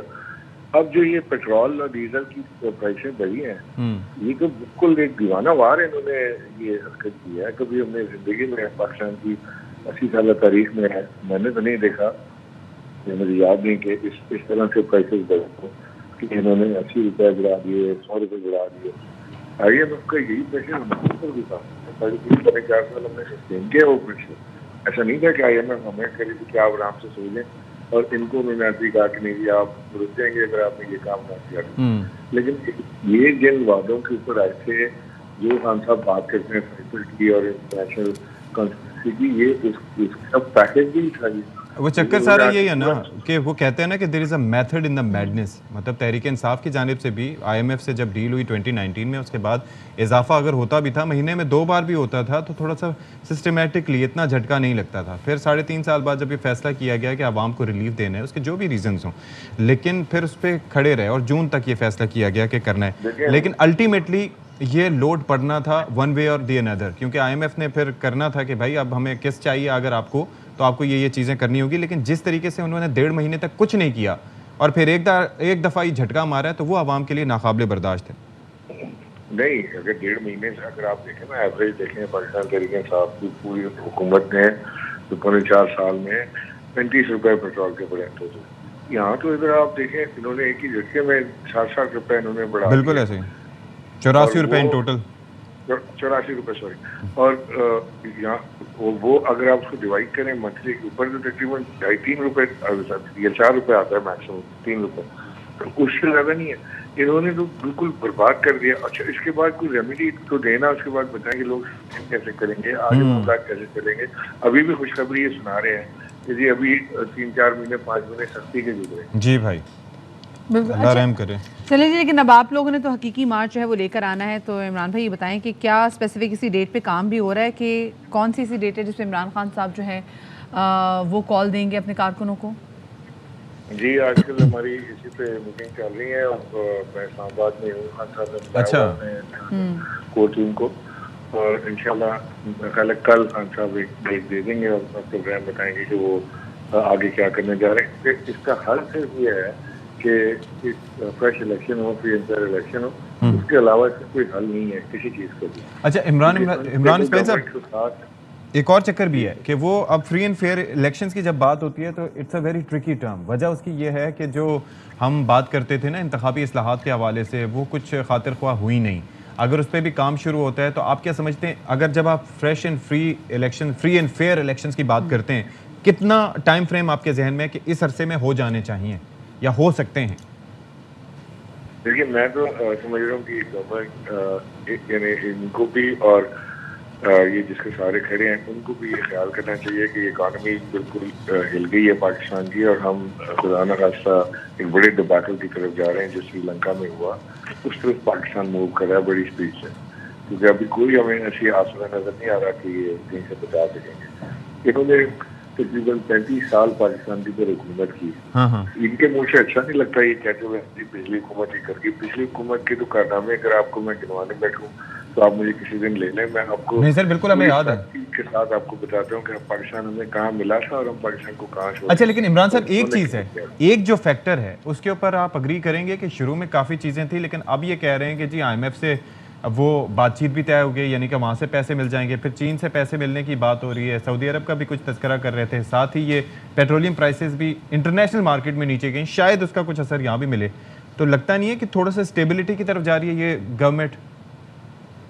देखें हमारी तो दुआ है अल्लाह करे कि पाकिस्तान स्टेबल हो जाए, इकोनॉमिकली स्टेबल हो जाए, पॉलिटिकली तो हम एक दूसरे को दस्तगिरमा होते रहेंगे, चीज़ों को देखते रहेंगे, लेकिन पाकिस्तान की इकोनॉमिक स्टेबिलिटी बहुत ज़रूरी है। वो हमारी पूरी 22 करोड़ आवाम के लिए ज़रूरी है, पाकिस्तान की बका के लिए ज़रूरी है। तो उसमें कोई इतराज़ नहीं है कि वो IMF से उनको पैसे मिल जाए और पाकिस्तान में स्टेबिलिटी आ जाए, अल्लाह करे आ जाए।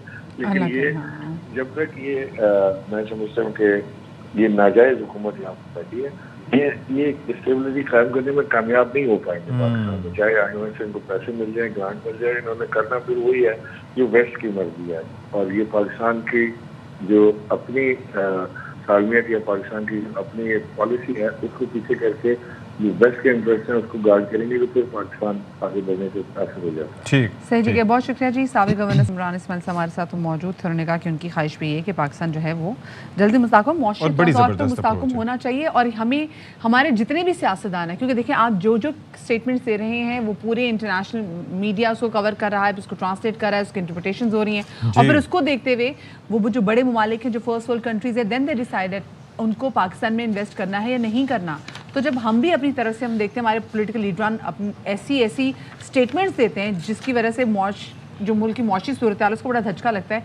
तो आई थिंक एक चीज़ होनी चाहिए, ठीक है जी, जैसे वो इमरान इस्माइल साहब भी कह रहे थे ना कि सियासी तौर पे दस्तो गिरबा हो जाएं आप लोग, लेकिन ये ज़रूर देखें कि ऐसी कोई चीज़ ना करें जिससे आपकी मुल्क की मईशत नहीं। और मुझे बहुत अच्छी लगी उनकी ये बात। आप ये देखें ना कि वो पाकिस्तान के लिए वो पहले सोचा कि अगर ऐसा होता है तो बड़ी अच्छी बात है, लेकिन उन्हें लगता नहीं है कि ये गवर्नमेंट कर पाएगी। वो एक अलग उनका सियासी नुक्ता नज़र है, हो सकता है कि वो ठीक कह रहे हो, लेकिन अपनी मुल्क की मौशत को देखते हुए अप्रोच आपको जो है ना वो अच्छी लेके चलनी चाहिए। चलिए जी, अब हम किस पे बात करें? अच्छा जी, अब हमें ज़रा बात करनी है बच्चों के हवाले से, क्योंकि देखिए सती आजकल मसला ये कि देखिए जब आपका और मेरा बचपन था तो हमारे अम्मा अब्बा के पास ना अच्छा ठीक ठाक टाइम होता था, बिल्कुल ऐसे ही, ठीक है, हमारी नर्चरिंग में हमारे साथ टाइम स्पेंड करते थे, वो हमें डांटते भी थे और हम अपने माँ बाप की डांट कभी-कभार लगा भी देते थे। हाँ, चमाटी भी लग जाती थी, चंबे भी करा दिया करती थी। आपको तो माशाल्लाह से फ्लाइंग चप्पल आंटी ने महारत हासिल की थी, मैट्रिक्स आपके घर में चलती थी।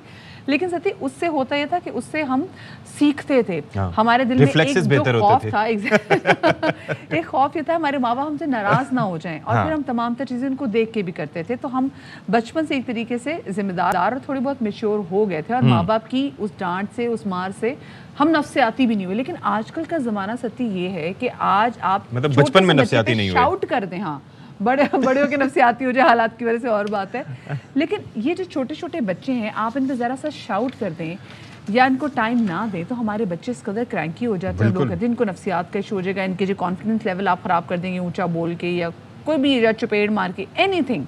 तो आजकल के बच्चे थोड़े से ट्रिकी हो गए हैं। अच्छा, ट्रिकी भी हो गए और उसके बहुत से फैक्टर्स हैं। एक तो यह है कि पहले कम्युनिकेशन बहुत कम हो गई है, जाहिर है आप अपने मोबाइल फ़ोन में, स्मार्टफोन्स में ऐसे गुम हो जाते हैं कि साथ बैठे हुए भी एक दूसरे से बात नहीं कर पाते। फिर दूसरा ये है कि वो जो एक गूगल बाबा है ना, उसके ऊपर हर चीज़ का हाल है। हमें तो एक एक चीज़ छोटी 2+2=4 करने के लिए भी कैलकुलेटर या किसी और चीज़ का सहारा लेना पड़ता था। यहाँ पर तो दुनिया जहान के मसाइल का हल बजाय too much information, less knowledge too much information. तो इसी पर ज़रा बात कर लेते हैं कि भाई क्या किया जा सकता है, किस तरीके से। तो हमारे स्टूडियोज़ में हमें ज्वाइन किया है क्लिनिकल साइकोलॉजिस्ट आसमा नाहिद किसाना साहिबा ने।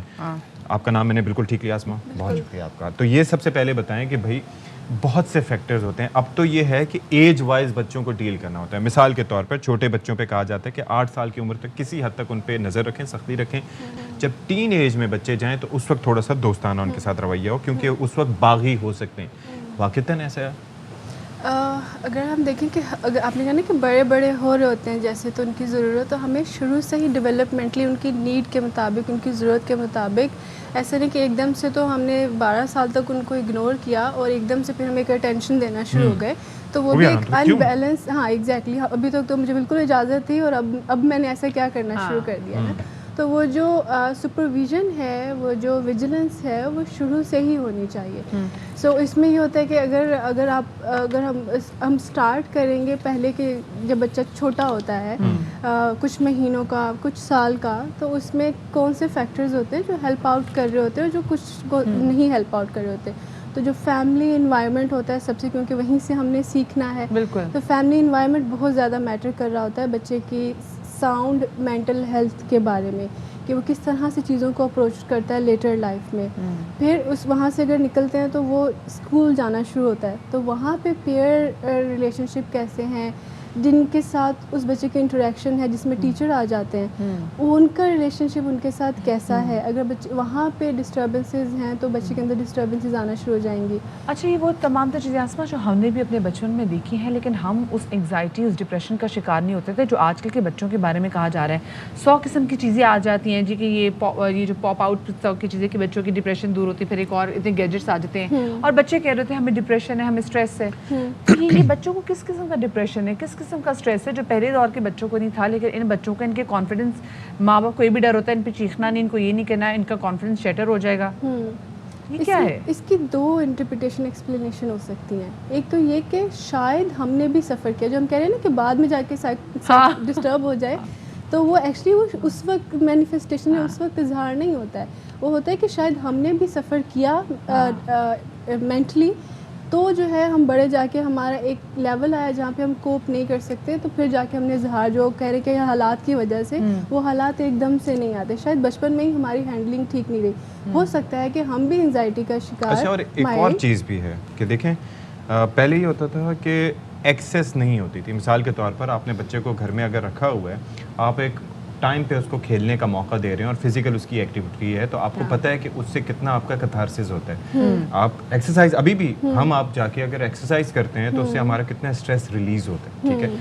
अब चक्कर ये है कि जो बच्चा आज घर में है और गैजेट उसके पास है, जिसमें बिस्तर में भी छुपा के उसको बैठ गया, तो किसी को क्या पता, और दुनिया के किसी भी कोने में किसी भी शख्स के साथ वो राब्ते में रह सकता है। अब वहाँ से उसको क्या इन्फ्लुएंस मिल रहा है, क्या चीज़ें मिल रही हैं, क्या गाइडेंस मिल रही है, यू नेवर नो। एग्जैक्टली, तो ये स्क्रीन टाइम बढ़ गया है, उनकी फिजिकल एक्टिविटी बहुत ज़्यादा लिमिटेड हो गई हैं, और प्लस ये कि जो मदीहा आपका जो था उसमें ये था कि आजकल पेरेंट्स भी बहुत प्रेशर में होते हैं कि हमें बहुत अच्छी पेरेंटिंग करनी है, ठीक है, हमें एक वेल प्रूवन पेरेंट की तरह से बिहेव करना है, तो जिसमें वो ओवरली पैम्परिंग और फ्रेंडशिप रोल में ज़्यादा और ज़्यादा हम इसलिए चाहते हैं ताकि दूसरे कहेंगे देखो कितना अच्छा एग्जैक्टली, वो भी sense of achievement. We just want to give दूसरों को ये इंप्रेशन दुनिया को कि हम बहुत फ्रेंडली है, बल्कि एक्चुअली बच्चों को पेरेंट की ज़रूरत होती है, बच्चों को फ्रेंड की ज़रूरत नहीं होती है। फ्रेंडशिप के लिए उनके बाहर का सर्कल मौजूद है। There is a difference between being a friend and being friendly. Exactly, being a friend and becoming a friend themselves, ठीक है। तो वो उनके लिए, उनके पास अपॉर्चुनिटीज़ हैं, बाहर पे वो अवेल कर लेंगे। आपको अपने रोल को वेल डिफाइन करना है कि आप पेरेंट हैं, पेरेंट का ये रोल होता है। जब मैं फ्रेंड बन जाऊंगी तो काफ़ी चीज़ों पे मैं उनको रिस्ट्रिक्ट नहीं कर सकूंगी और मैं अपनी बाउंड्रीज कंफ्यूज कर ऑल्सो मेरे ख्याल से हम देखते हैं कि जब बच्चा एक सर्टेन प्यूबर्टी एज को हिट करता है तो उस वक्त बच्चा ना, लड़के जो हैं और लड़कियां दोनों ना बहुत बागी होती हैं, उनको छोटी छोटी सी डांट जो है वो बहुत ज़्यादा हिट कर रही होती है। तो इसमें क्या एडवाइस करेंगे, क्योंकि हम भी ये कहते हैं कि एक पेरेंट को, चाहे वो माँ हो या बाप, उनको बच्चे से फ्रेंडली होना चाहिए ताकि वो उसको सुने कि उसको क्या क्या मसले पड़े, कि ऐसा तो नहीं कि हम उसकी बात नहीं सुन रहे तो फिर वो कोई और कान ढूंढ रहा है और उसके बाद वहाँ जाके तमाम चीज़ें वेंट आउट कर रहा है, फिर वहाँ से ये जो पॉसिबिलिटी होती है, फिर उसके बाद ये होता है कि कहीं ऐसा तो नहीं कि जैसे छोटी छोटी चीज़ों में पीयर प्रेशर में आके बच्चे जो आजकल के ड्रग्स में पड़ जाते हैं, ऐसी कोई चीज़ ना हो।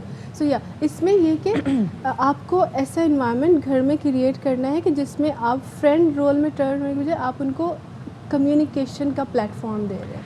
अच्छा, अभी यार ना आज आपने खबर देखी होगी, एक बच्चे ने अपनी माँ को कत्ल कर दिया गुजरांवाला में कि मुझे ईद के कपड़े नए कपड़े क्यों नहीं दिलाए। मुझे तो उसकी पिक्चर देख के हैरानी हो रही थी। और वो तब छोटा सा बच्चा, अच्छा, माँ को मार मार के माँ को कत्ल कर दिया, फिर उसके बाद बहन को ज़ख्मी कर दिया। तो ये क्या नफ्सियात है बच्चों की। हमारे बच्चे इतने एग्रेसिव हो गए, पबजी अगर माँ ने मना कर दिया कि नहीं खेलना तो बच्चे ने माँ को मार दिया है, और उसके बाद बच्चे पूरा प्लान भी कर रहे हैं कि हमने किस तरीके से इस कत्ल को छुपाना भी कैसे है। मतलब ये क्या है इसमें? ये है कि सॉरी मुझे उस इंसिडेंट का नहीं आइडिया, जी बिल्कुल, आज भी हेडलाइन में जैसे आपने देखा कि ये होता है इमोशनल चैनलाइज करना, जो गुस्से का, फ्रस्ट्रेशन का, हम एक्सट्रीम गुस्से को एक्सपीरियंस करने, उसको हम चैनलाइज कैसे करें, उसको हम कोप कैसे करें। ठीक है, बच्चे बहुत हद तक सीख रहे होते हैं, जैसे उनका हमारे पेरेंट्स से, मुझे नहीं पता उसका बैकग्राउंड क्या है उस स्टोरी का, बट जो पेरेंट एक किसी भी स्ट्रेस में उनको पता है कि अगर तो वो बहुत ओवर रिएक्टिव होकर कर रहे हैं, तो बच्चे को भी पता है कि हाँ किसी भी गुस्से की सिचुएशन में मुझे ओवर रिएक्ट करना है, अपने गुस्से का इजहार करने के लिए मुझे ये तरीका अपनाना है। ठीक है, और अगर पेरेंट्स का है कि ये अप्रोच है पेरेंट की कि हाँ गुस्से का इजहार करना, तो मैं किसी से बात कर लूँ, किसी से डिस्कस कर लूँ और अपनी फीलिंग्स का इजहार कर लूँ। एक और चीज़ें देखिए, कुछ चीज़ें होती हैं जो हमें किसी भी जुर्म की इंतहा तक पहुंचने से रोकती हैं। ये देखिए, एक तो ये होता है कि किसी शख्स से हम महरूम हो सकते हैं, गुस्सा निकालना एक अलग चीज़ है, लेकिन कहीं ऐसे न लग जाए कि बंदा दुनिया से चला। दूसरा ये होता है कि ये फैक्टर कि अगर ऐसा होगा मैं पकड़ा जाऊंगा, मुझे सज़ा हो जाएगी।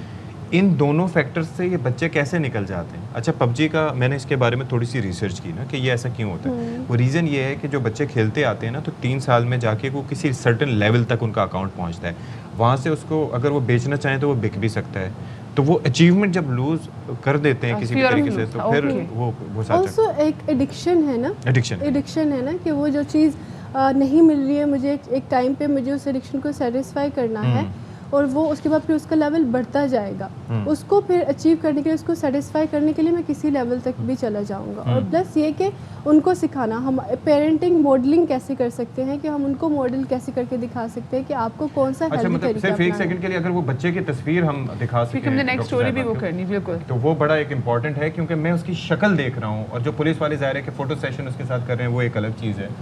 ये 17 साल का लड़का है, उसके चेहरे पे कोई आपको कोई नदामत नजर नहीं आ रही और कोई रिमोर्स नजर नहीं आ रहा कि मैंने अपनी माँ को मार दिया है, माँ को मार दिया। आप इस बच्चे को देख लें, ये मतलब फ्लैट फेस के साथ ये बच्चा खड़ा है, 17 साल इसकी उम्र है, और इसने जुर्म का इतराफ़ भी खुद किया, और इसने माँ को मारा कैसे?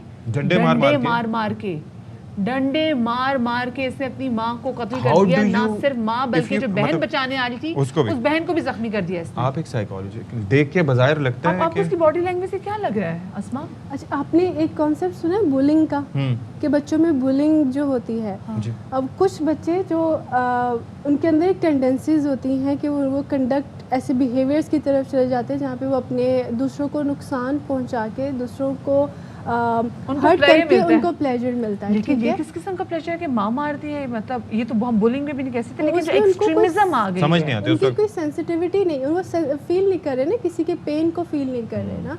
ठीक है, और क्यों? क्योंकि और कुछ डिफरेंट रीजंस होती हैं। कभी वो खुद ऐसा हो सकता है कि वो बच्चा खुद एक्सपीरियंस हुआ होगा बुलिंग का, जब उसके साथ एक्सपीरियंस होगा कि किसी ने मेरे ऊपर तरस नहीं खाया, मैं कैसे किसी के ऊपर किसी चाहे वो you never know भाई। खैर, अब इसकी अपडेट भी लेंगे इस केस की कि ये वाकया कैसे पेश आया, लेकिन अभी एक छोटी सी क्लियर हमारे साथ रहेगा। थैंक यू सो मच अस्मा आपका।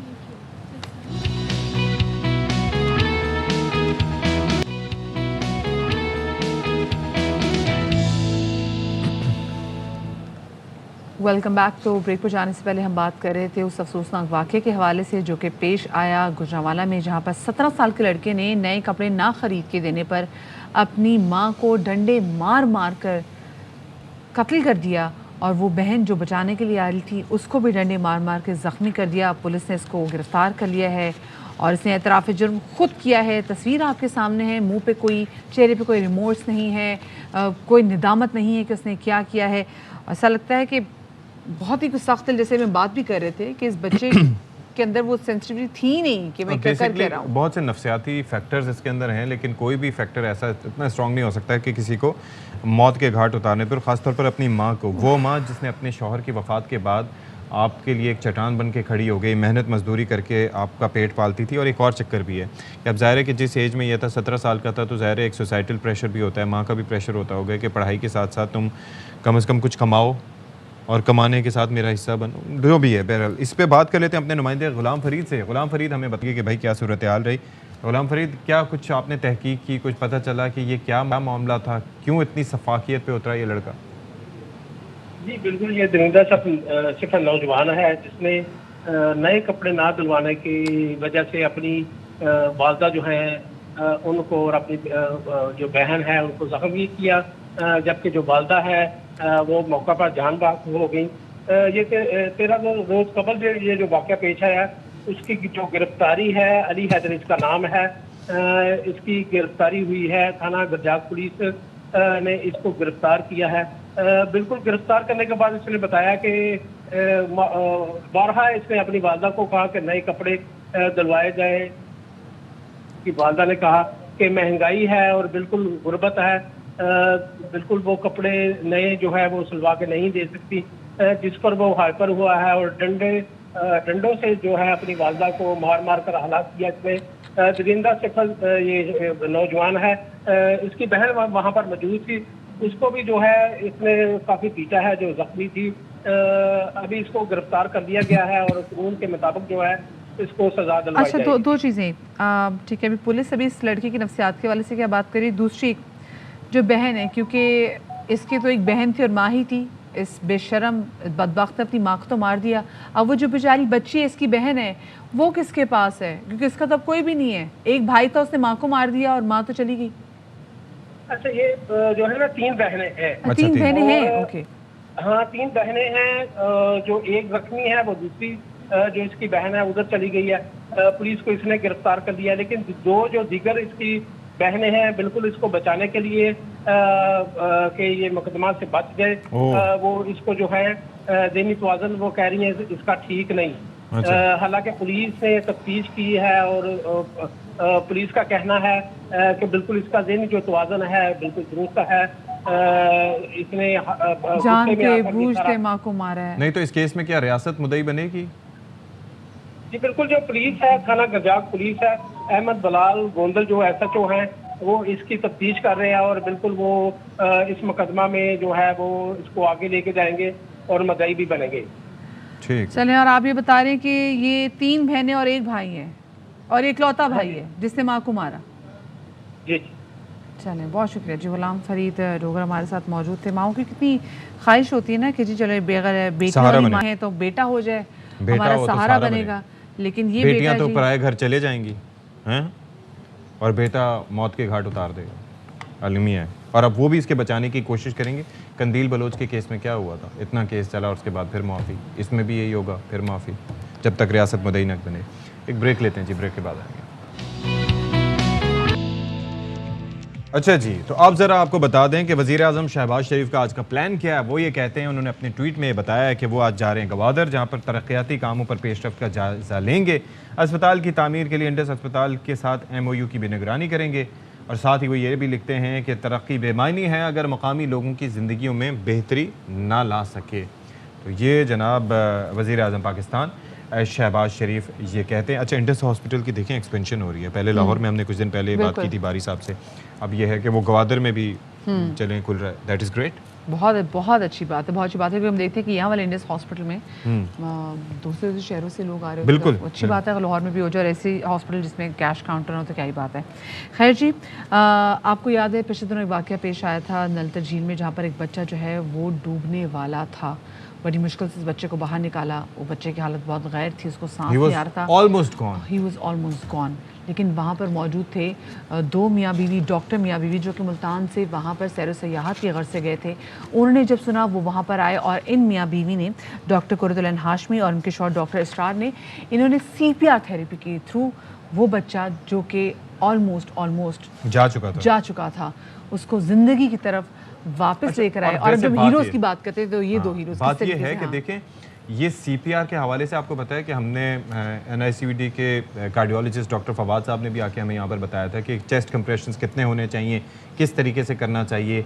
और आप ये देखें उसका अमली मुजाहरा इन मियाँ बीवी ने करके दिखाया। अच्छा, ये बेसिकली बेसिक चीज़ें हैं जिसके ऊपर मैं अक्सर हमारे जो प्रोग्राम है इसमें बात भी करता हूँ कि CPR should be a necessity, पता होना चाहिए। लोग जमा हो जाते हैं, उनको नहीं पता होता कि करना क्या है। अच्छा, इवन ये कि जो एम्बुलेंसेज लेके घूम रहे होते हैं उनको नहीं पता होता है। स्कूलों में वर्कशॉप्स होनी चाहिए। फिर दूसरा ये है कि वो स्टॉप द ब्लीड के नाम से तरीके से एग्जैक्टली किस तरीके से उसको बच्चे को दे न्यू कि व्हाट टू डू, किस तरह से साइड पे करना है, किस तरह से इधर करना है, किस तरह से कंप्रेशंस देनी है, कितनी कंप्रेशंस देनी है, कब उसके जो विंड पाइप में हवा फूंकनी है।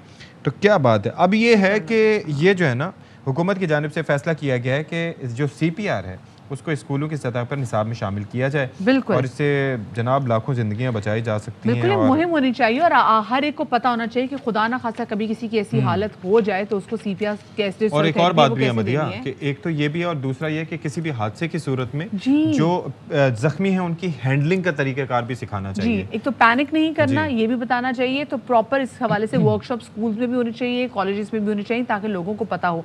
अच्छा, ये जो हमारे हीरोज हैं डॉक्टर कुरतलैन और इनके हस्बैंड डॉक्टर इसरार इस वक्त हमारे साथ मौजूद भी हैं, उनको शामिल गुफ्तगू करेंगे। बहुत शुक्रिया आप दोनों का, आपने बाखबर सवेरा को वक्त दिया, आप लोगों ने कीमती जान बचाई, इसलिए भी आपको बहुत ज़्यादा शुक्रिया। ये बताइएगा कि ये वाक़या, क्योंकि हम आपके मुंह से भी सुनना चाह रहे हैं कि ये वाक़या एग्जैक्टली पेश कैसे आया था, कि आप लोग वहीं पर मौजूद थे या फिर जब लोगों ने शोर मचाना शुरू किया था, जब बच्चे को बाहर निकाला था तो फिर आप लोगों की तवज्जो वहाँ पर मबसूर हुई थी? वहाँ पर जब हमने देखा तो नदी के किनारे एक जो लड़का था उसको निकाल के मातम किया जा रहा था, बैन किया जा रहा था, चीखो पुकार थी कि ये मर चुका है और ज़ाहिरन वो मरा हुआ था, और दूसरा बच्चा डूबा हुआ था और वो गहरे पानी में जा चुका था। तो जब हमने देखा तो हमने आवाज़ दी कि आप इस बच्चे को नदी के किनारे से ऊपर ले आएँ, कि हमारे साथ एक डॉक्टर हैं तो हम कोशिश करते हैं क्या आपकी मदद कर सकते हैं। खैर वो क्योंकि हम नीचे जा नहीं सकते थे, वो पहाड़ी लोग थे, जल्दी जल्दी उनको उठा के ऊपर ले आए। और उसके बाद डॉक्टर साहबा को हमने कहा कि आपकी हमें ज़रूरत है, और डॉक्टर साहबा जीप से बाहर आई और बाकी के मनाज़िर आप मुसलसल देख रहे हैं कई दिनों से। अच्छा, एक तो ये होता है जब इंसान कोशिश करता है तो उस वक्त उसे पता नहीं होता कि इसका नतीजा क्या निकलेगा। तो आप लोगों को अंदाज़ा था कि आप जब पहुँचे हैं तो सही टाइमली पहुँच गए हैं, आप बचा लेंगे उसको, वो रिवाइव कर जाएगा? अच्छा, इसमें ये है कि जब बच्चा मेरे पास लाया गया, जब जो पहला बच्चा था जिसको जब मैंने देखा, उसके वाइटल्स वगैरह मैंने चेक किए, उसकी पल्स मैंने देखी, उसके मैंने कैरोटिड्स पे मैंने हाथ रखा, उसका उस वक्त उसके टीथ क्लेंच थे, भिंचे हुए उसके दांत थे, मुंह से उसके झाग निकल रहा था, आइज़ बिल्कुल उसकी अप्रोल थी, स्टैटिक रुकी हुई थी। तो then I decided within seconds कि इसका CPR करना चाहिए, क्योंकि जो ड्राउनिंग के केसेस होते हैं, डूबने वाले केसेस होते हैं, उनमें सबसे इंपॉर्टेंट चीज़ यही होती है कि आप उसका CPR करें। और मैंने वो स्टार्ट किया, मैंने इसरार से कहा कि मैं चेस्ट पे कंप्रेशंस दूंगी, आप जो है माउथ टू माउथ ब्रीथ दीजिएगा। और 3 से 4 मिनट तक तो कोई रिस्पांस नहीं था बॉडी में, किसी किस्म का भी रिस्पांस नहीं था। लेकिन थोड़ी सी मुझे रियलाइज़ हुआ जब इसरार ने एक डीप ब्रेथ दिया, तो मैंने क्योंकि उसके चेस्ट पे कंप्रेशंस के लिए हाथ सेट किया हुआ था, तो मुझे बिल्कुल लगा कि चेस्ट वॉल ने मूव की है, लंग्स के अंदर कोई एयर मुझे महसूस हुई। एट दैट टाइम मैंने डिसाइड किया कि भाई ये तो हम कंटिन्यू करें। मैंने सर से बोला कि हम इसको थोड़ा सा और कंटिन्यू करते हैं, थोड़ा ये एफर्ट करना पड़ेगा, ये हो जाएगा बेहतर। तो हमने उसको कंटिन्यू रखा और वही हुआ। विद इन 5 to 6 मिनट्स के दरमियान में बच्चा जो है वो थोड़ा बेहतर होना शुरू हुआ। उसकी जो डॉक्टर साहब देखिए, जब आपने ये CPR थेरेपी शुरू करने से तो घर वाले तो बिल्कुल उम्मीद खो चुके हुए थे, लेकिन जब आप लोग आए और आप लोग काफ़ी देर बच्चे के साथ वो लगे रहे और उसके बाद बच्चा रिवाइव, आपने ज़िंदगी इसकी रिवाइव कर दी, तो आप लोग इस वक्त क्या फीलिंग थी? ऑफकोर्स बड़ी जिम्मेदारी थी, लोग आपको देख रहे थे कि यही अब कुछ कर सकते हैं, और क्या था लोगों का रद्द-ए-अमल वहाँ पे? ऐसा है कि जब एक बच्चे की जान बच गई, हमारी मेहनत जो थी वो नज़र आई और लोगों ने बहुत अप्रिशिएट किया। लेकिन उस वक्त मिली जुली कैफियत इस तरह थी कि दूसरा बच्चा जब हम निकाल के लाए, वो लोग उस नदी में कूदने को तैयार ही नहीं थे। बहुत ठंडा ग्लेशियर का पानी था और वो कह रहे थे वो मर चुका है। तो हमारी जीप का जो ड्राइवर था वो कूदा और फिर उसको निकाल कर लाया। वो झील की दूसरी जानिब थे और जब तक वो डॉक्टर साहब तक पहुँचे, हम तक पहुँचे, तो वो अपनी जान की बाजी हार चुके थे। अब हमारे लिए एक मिली जुली कैफियत थी कि एक को बचा लिया और एक डेड था, तो बहुत एक खामोशी सी छा गई। लेकिन जितने लोग थे, जितने सयाह थे, उन्होंने बहुत अप्रिशिएट किया, हमें भी बहुत अच्छा लगा। लेकिन हम बार बार यही सोचते रहे कि काश के जो दूसरा था बच्चा वो भी बच जाता। क्या बात है, आप हमारे हीरोज़ हैं जी। आप अल्लाह ताला आपको मज़ीद इस्तकामत दे और आप रोल मॉडल हैं दूसरे लोगों के लिए जो देखते हैं, जिन्हें एक मिसालें इस तरह की चाहिए होती है। और आई एम श्योर कि इस वाक़े के बाद और जो वीडियो सर्कुलेट हुई है, बहुत से लोग जो है वो CPR सीखने की कोशिश करेंगे। और अब तो ये है कि और अल्लाह पाक आप जैसा जज्बा बाकी लोगों में पैदा करे कि वो लोगों की ऐसी खिदमत करें। बहुत शुक्रिया जी, आप दोनों हमारे साथ मौजूद थे यहाँ पर। अब आप लोगों से इजाज़त लेने का वक्त भी हो गया। शाद रहिए, आबाद रहिए, अल्लाह हाफ़िज़।